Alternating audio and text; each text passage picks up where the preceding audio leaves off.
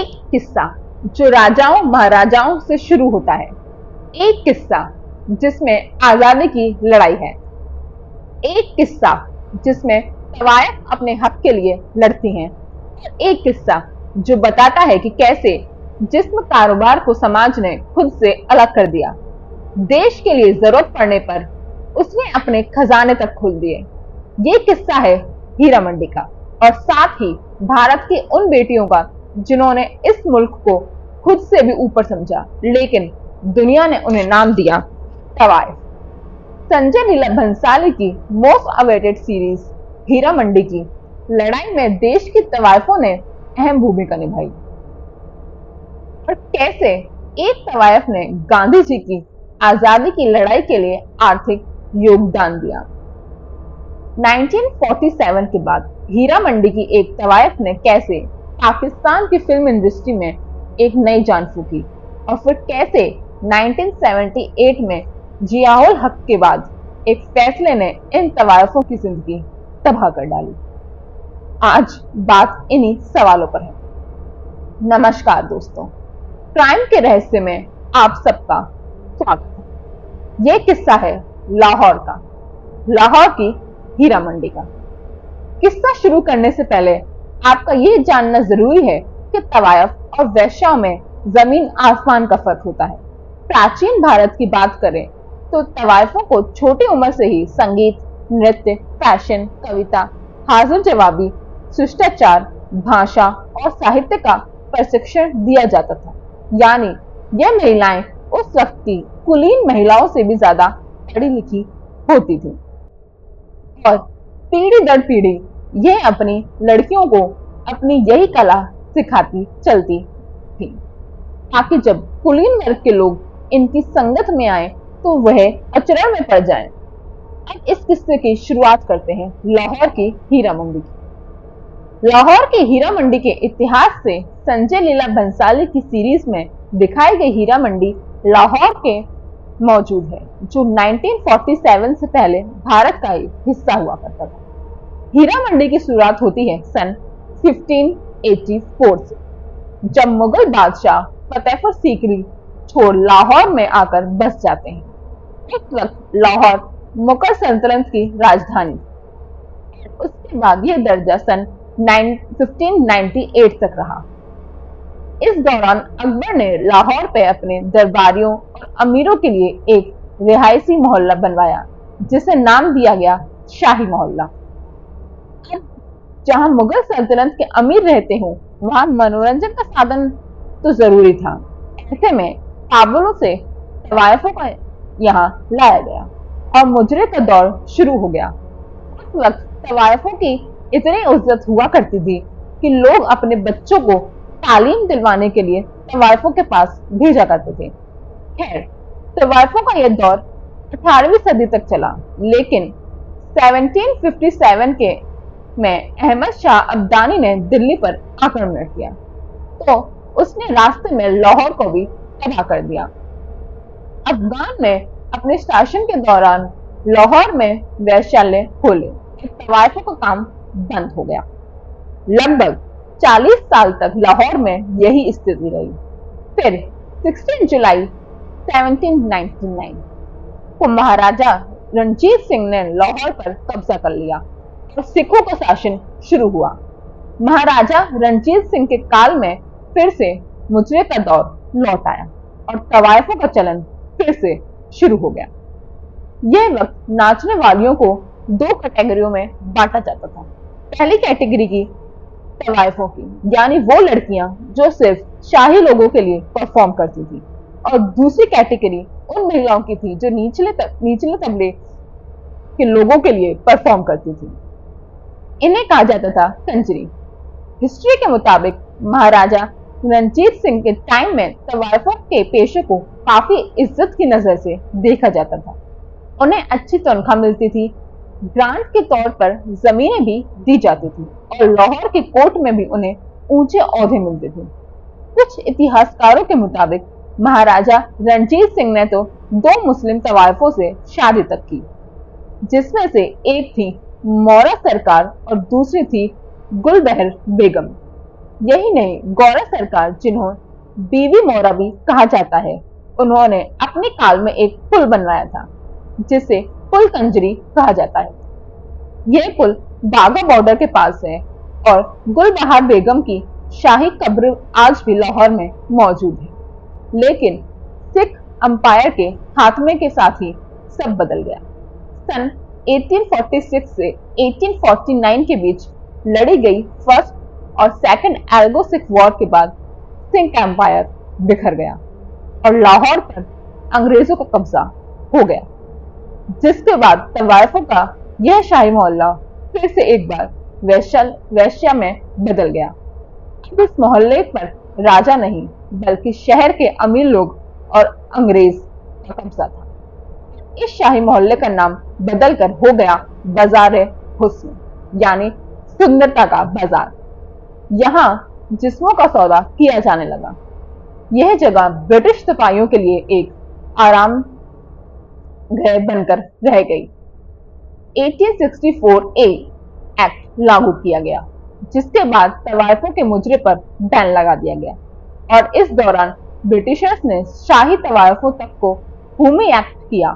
खैर, अब आते हैं अपने अगले सवाल पर कि इस शाही मोहल्ले का नाम आखिर हीरा मंडी पड़ा कैसे। असल में महाराजा रंजीत सिंह की फौज में एक जनरल हुआ करते थे जिनका नाम था ध्यान सिंह डोंगर। उनका बेटा था जिनका नाम था हीरा सिंह डोगर। महाराजा रंजीत सिंह के बाद हीरा सिंह डोगर ने शाही मोहल्ले में एक अनाज मंडी खोली और इस मंडी का नाम हीरा सिंह की मंडी पड़ गया। फिर 19वीं सदी आते आते इस पूरे एरिया को ही हीरा मंडी के नाम से जानने लगे। 19वीं सदी में तवायफ का दौर फिर से लौट चुका था। लाहौर में हीरा मंडी एक मशहूर जगह बन चुकी थी।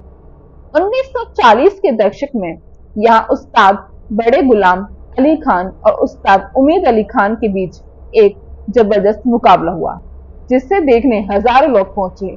इस मुकाबले में दोनों ही विजय रहे। यही नहीं, नूरजहां और खुदीन बेगम जैसे कलाकारों की शुरुआत भी हीरा मंडी से ही हुई। हीरा मंडी की स्टोरी में आगे बढ़ने से पहले हमारा ये जानना जरूरी है कि कैसे तवायफों ने आजादी की लड़ाई में अहम योगदान निभाया था। यहाँ हम सिर्फ हीरा मंडी की तवायफों की ही बात नहीं कर रहे, बट हम पूरे भारत की तवायफों का किस्सा सुनाएंगे।